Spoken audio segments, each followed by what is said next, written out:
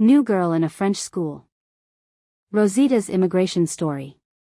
Introduction, the sound of a bell I don't recognize. Rosita stood by the window, looking at the blue sky of Paris. The tree, the narrow streets sway in the morning breeze. They ate, and the sound of footsteps, the voices of passers-by are like blows slowly. The words fell on his heart. Today is the first day of school. He was in a new country. She looked at herself in the mirror in their small room. School uniform. It was new, but it felt like it belonged to someone other than him. His hair was carefully combed, but there was something about his face. He showed that his heart was beating fast. What if I don't understand what they're saying? What if they laugh? What if I don't make friends? These were thoughts that pounded on the roof of his mind like the sound of heavy rain. Rosita and family, they had immigrated to France from another country a few months ago. Everything was new to him, the streets, the language, the people. Oh, even the smell of fresh bread. Her mother called out to her, "Rosita, ready?" "Hey." He picked up his bag, took a deep breath, and muttered, "I don't know what's going to happen. I just hope today goes just a little, well." On the way to school, he feels sad. He wanted to know what was in that tall, narrow building. What awaits him at school? He knows only one thing. He must learn how to find himself in a new world. Chapter 1, First Day, First Mistake. Rosita stood in front of the big, gray school door. The students with backpacks, colorful hats and headphones in their ears passed by him. Some were laughing together, some were hurrying away as if they were late.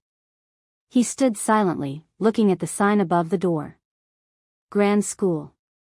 What does it look like inside? His heart was pounding. He tried to take a deep breath, but his throat was dry. He took the first step and entered the yard. The first morning bell rang. Sharp, sharp, and unmistakable. The womb. Child, yes, one. One towards the school building with a window, the long lines moved. Rosita was one of them. She followed the signs, but she didn't know where to go. A teacher with curly hair and glasses was standing by the door. Rosita stepped forward and said, "Hello. I'm in." The teacher smiled. "Oh, you must be Rosita. Come on, honey, you're in 7th grade, right?" Rosita nodded. He entered the hallway with the teacher. Things were foreign to him, the French posters on the wall, the smell of disinfectant. Infectious, a silence that was only broken by the sound of footsteps. The teacher opened the classroom door. Chapter 2, Encounters and Confusion. I see. The bell rang for recess. Rosita looked around her with a tired look. Everyone, the child, they quickly left the classroom. Some were talking loudly to their friends, some they were also texting rapidly on their phones. Rosita picked up her bag and, without knowing where she was going, followed the others. In the schoolyard, there were various groups formed. A few people in the corner, they were standing around talking about last night's game. A few other people were having a snack together. They were changing their clothes. Everyone was busy, except Rosita. He tried to go to a bench and sit down, but just then a girl said with a cold look, the place is ours." Rosita paused for a moment, smiled, and pulled back. "Sorry, I didn't know." The girl didn't say anything. She just laughed with her friends and continued talking. Rosita, gosh, he stood up and tried to look busy. He reached into his bag and pulled out a small book, but the French letters on the cover were like code. It seemed strange. He tried to concentrate, but his thoughts were on his mother, who had greeted him with a smile in the morning. How he missed home, how he missed the language he understood everything about. The bell rang again. It was time for math class. The teacher was a tall man with a mustache. It was a gray-haired man speaking in a firm voice. Rosita could barely speak. He followed his instructions. Every time an equation was written on the board, it took him longer to figure out what it was. The child, fast and furious, they raised their hands. Rosita was sitting with her pen, but the page's office was still empty. Middle in class, the teacher suddenly said, "Rosita, can you solve the problem? Read the third one." Rosita was taken aback. Her gaze wandered over the page. The lines were tangled. Her voice was low. I haven't read it completely yet." A few people chuckled. One said, "Well, of course, it's just enter, I'm always confused." Women. The teacher didn't say anything. He just continued and moved on to the next person. Rosita felt like a little wetter than a chair. He wanted to be invisible. When the lunch bell rang, a small hope woke up in his heart. Maybe lunchtime would be a chance to breathe. He went with the others to the dining hall. It was a large hall with long tables, trays, the sound of metal, and the loud voices of students. Rosita approached the line, but she didn't know what to do. When it was her turn, the cook asked something she didn't understand. She just nodded. The food she got looked strange, like something from a science fiction movie. Imaginary. He picked up the plate and looked for a place to sit. He saw an almost empty table.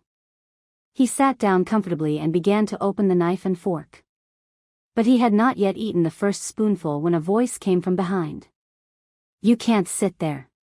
This is a place for senior students." Rosita turned back. 3-year-old girls, they were standing behind him, dressed in neat and tidy hairstyles. Fig. Rosita was confused. "Oh, I'm sorry.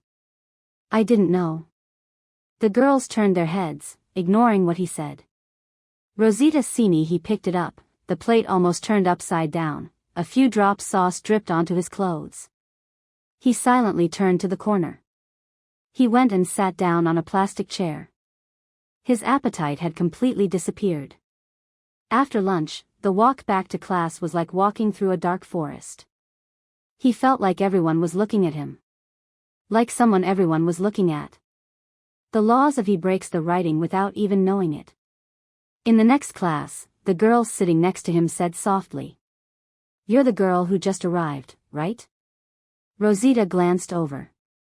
A girl with light hair and round glasses, with a kind look. "Yes. I'm Rosita. I am Alice. If you want, I can help you find out what things are like here. School, our country has a lot of laws that are not, no one wrote in their notebook." Rosita smiled. For the first time that day, her heart warmed. Maybe everyone that thing, it shouldn't be that hard, if only there was one person willing to help him. The girls turned their heads, ignoring what he said. Rosita seen he picked it up, the plate almost turned upside down, a few drops sauce dripped onto his clothes. He silently turned to the corner. He went and sat down on a plastic chair. His appetite had completely disappeared. After lunch, the walk back to class was like walking through a dark forest. He felt like everyone was looking at him. Like someone everyone was looking at. The laws of he breaks the writing without even knowing it.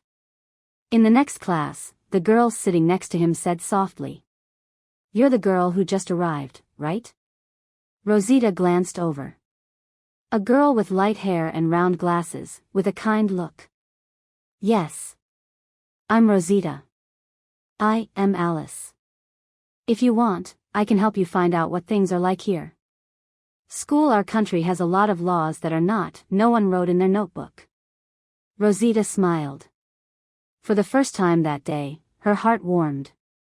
Maybe everyone that thing, it shouldn't be that hard, if only there was one person willing to help him. Chapter 3, New Friendship. The next morning, Rosita woke up hesitantly. It was as if she was still tired from yesterday. She reached for the bedside table and picked up the phone. He picked it up. There was no message. For a moment. Oh, he wished someone from school had messaged him, just for this. To say, hello. But no. It was still too early. On the way to school, he looked down at the pavement. He was turning away. On the one hand, he didn't want to look at her again. Cold and laughing, half-hearted, half-face turn, from the other side of his mind, the face Alice's light remained on. Maybe he would talk to her again today, maybe not.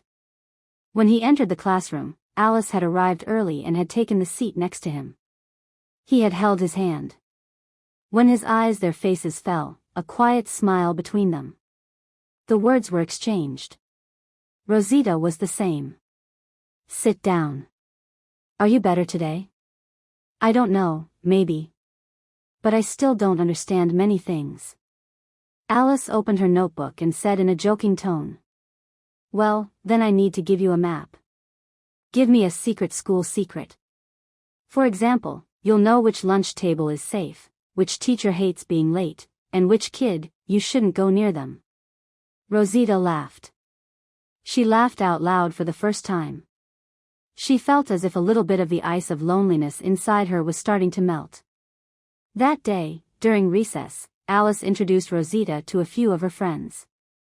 Of course, the reception was not warm. One of the girls, named Clara, said in a low voice, "Where are you from?" Rosita said with a slight pause. "From Morocco." Clara shrugged. "Oh, that. It's very hot here, isn't it?" Rosita forced a smile. She didn't like his tone, but she didn't say anything.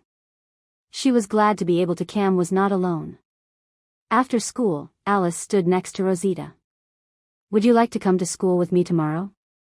I live near you." Rosita paused. "Very well. Yes, thank you." That night, Rosita felt for the first time that she could think about tomorrow, without it. Anxiety took over his whole body. He had dinner with his mother, a few pages from a French book.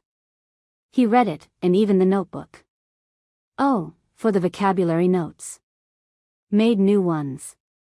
The next day, as he and Alice passed by the little bakery in the neighborhood, Alice said, "If you want, we can go to the Seine River one day. It's very beautiful there, and in the summer everyone goes there." Run it. Where to eat lunch? Rosita lowered her head, but Alice quickly turned around and said, "At least he's trying to learn. What about you? Do you only know how to make fun?" The boy didn't say anything. Rosita looked at him with wide eyes. Hai looked at Alice in surprise. No one had ever defended her before.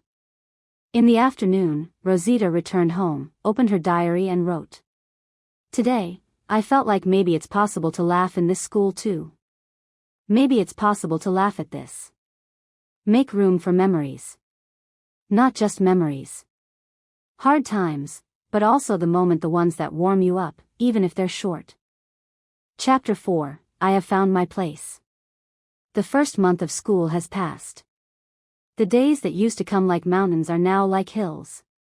They had become small enough to climb, even if it was too much for the breath. They were busy. Rosita now knew the school hallways better, knew where to sit at lunchtime, and which classes to attend. It's hard. Trend. He still made mistakes sometimes, but he was no longer afraid of making mistakes. 1 in the morning Saturday, that's what Alice sent. "Let's go to the Seine River today. We'll take lunch with us. Let's go. Just you and me," smiley face. Rosita hung up the phone with a smile. Her mother made her a sandwich and said in a kind tone, "You've really become French, haven't you?" Rosita laughed. "Not perfect, but I'm trying to be myself, just as I am." By the river home, when the sunlight shines on the water shine, Alice about family he spoke. He said that his parents were divorced. And he spends most of his time lives with his father. He said that he sometimes feels different from everyone else. Rosita said, "You know, I always thought I had to be like everyone else. But now I realize that it's better to know myself first, then, if I want to, I can be a little like everyone else." Alice smiled. "You're fine just the way you are. You don't have to imitate." When they returned to school, it was presentation time. Project, it was a scientific one. Rosita was responsible for part of the presentation, and it was a big deal for her. The biggest challenge from day one was speaking in front of the class. He was so excited. It trembled, but this Alice was standing next to him. He took a deep breath and began. Hello, we are talking about energy renewals. We have researched the subject. In this section, I will discuss I'm talking about solar energy. The sentences slowly and counted. One, she mispronounced 2 words, but continued. When she finished speaking, there was a brief silence in the class, and then a few people clapped. The teacher smiled and said, "Well done, Rosita, that was great." That night, his mother had bought him a small gift, a notebook with a cloth cover. "Oh, to write down memories and ideas, I see." Rosita page, the first one is this. As written. When I entered school, I thought I had to be perfect. Without I may be imperfect and like everyone else. But now I understand that a person they can be different and still be accepted. Everyone makes mistakes. But every mistake is a step forward. Seth. I'm still coming up. Rome. And now I know that this is my place. That's right. A few days later, on the way home, Clara came to Rosita's side. Rosita. Presentation, you were good. Seriously. I didn't think you could be that good at first. Rosita said with a smile. Thank you. I didn't know either, but a little. Little did I know that I could. Clara said. If you want, maybe we can team up for the next project. Rosita replied. That's a good idea. On the way home, a soft light on the street stones carpeted the neighborhood was deserted. People were in the cafe. The girls were sitting, the smell of fresh bread was coming from the bakery, and Rosita walked with her feet. They walk quietly. He left. No, everyone is still there. It wasn't perfect. It's still hard some days. It passed. But now he knew one thing well. He had found a place for himself in this new world. The end. Written by Rayhana Razuli.